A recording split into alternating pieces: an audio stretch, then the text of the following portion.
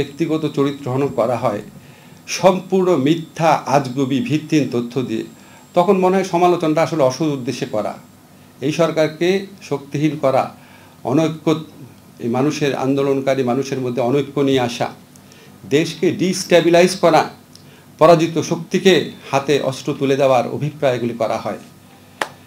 এবং তখন মনে হয় এই দেশকে ঘিরে আমাদের এক প্রতিবেশীর যে স্ক্রিপ্ট আছে না, এই দেশে আমরা এই শেখ হাসিনা চলে গেলে দেশ আর কেউ চালাইতে পারবে না, অথবা দেশ উগ্রবাদীদের খপ্পরে পড়বে, তার কোনো বিকল্প নাই।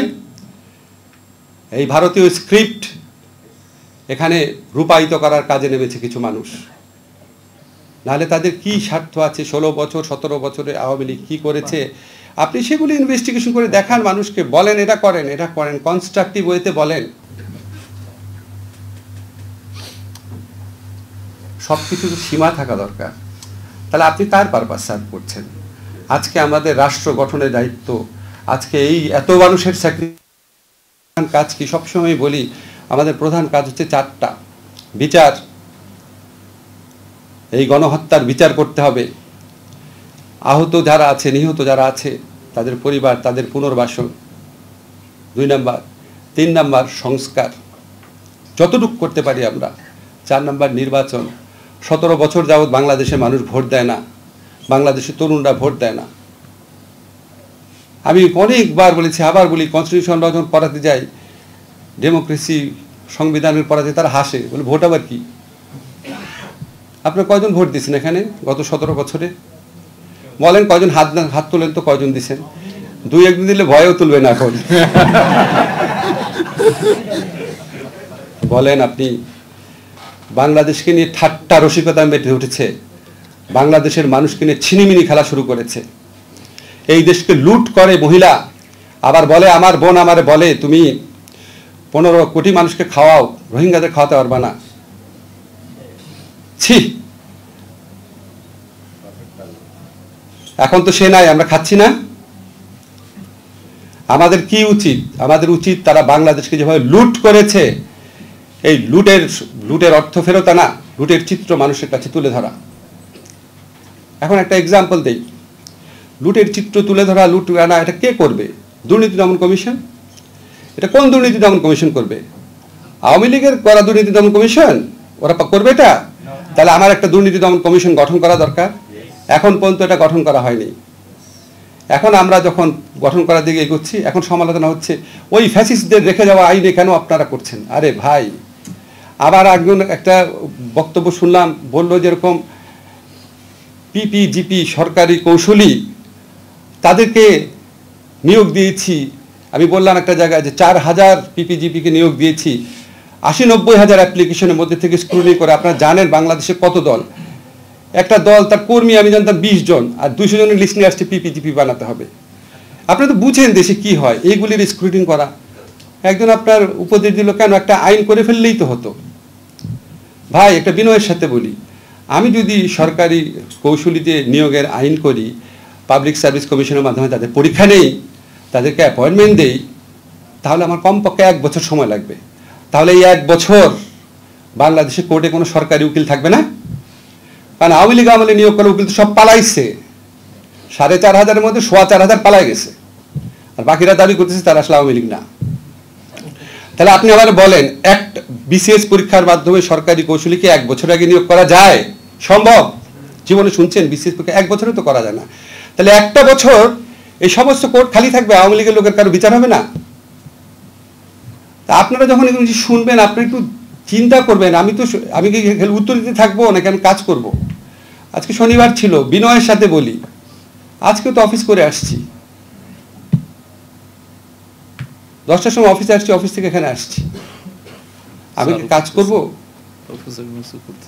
সবাই করে, শফিকও করে, প্রফেসর ইউনুসও করে, শুক্রবার অফিস করে, সবাই করে। আমাদের প্রত্যেকটা উপদেষ্টা আমি আপনাদেরকে কনফার্ম করছি, অনেককে ভিজিবল দেখেন না, হয়তো খুব বেশি ওনারা পরিচিত না, অনেক কিছু প্রচার করেন না। আমি আজকে আদিল ভাইকে ফোন করলাম, উনি চিটাগাঙে গেছে কাজে, মিনিস্ট্রির কাজে, সন্ধ্যার সময় আসবে। একটা জিনিস একটু বোঝার চেষ্টা করবেন, পলিটিক্যাল গভর্নমেন্ট যখন দেশ চালায় তার পিছনে একটা বিরাট পলিটিক্যাল পার্টি থাকে, বিরাট ফোর্স থাকে, একটা গ্রুপ হিসাবে তারা বছরের পর বছর পলিটিক্স করতে থাকে। আমরা কেউ কাউকে ঠিক মতো চিনি না, অল্প কয়েকজনকে চিনি, একসাথে আসলাম, অল্প কয়েকজন মানুষ।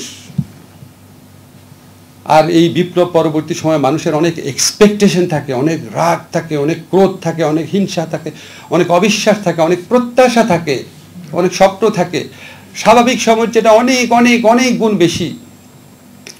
এগুলি ম্যানেজ করা সোজা না।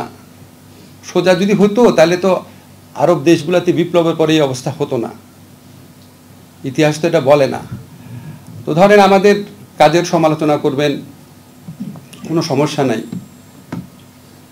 বলবেন যে ঠিক আছে আমার কিছুই পারতেছি না, ফাইন।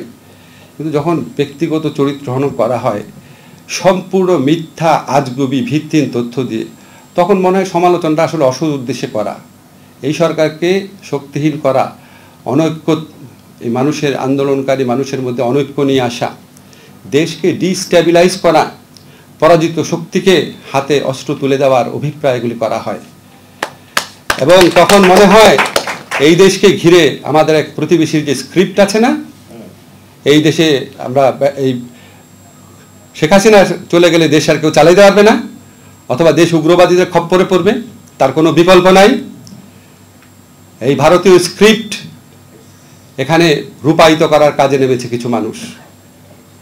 নাহলে তাদের কি স্বার্থ আছে? 16 বছর 17 বছরে আওয়ামী লীগ কী করেছে আপনি সেগুলি ইনভেস্টিগেশন করে দেখান, মানুষকে বলেন এটা করেন, এটা করেন, কনস্ট্রাকটিভ ওয়েতে বলেন, কনস্ট্রাকটিভ ওয়েতে বলেন। আপনি আমার যদি বলেন একটা আইন করে আমি পিপিজিপি নিয়োগ করব, এটা তো কনস্ট্রাকটিভ সাজেশন হলো না রে ভাই।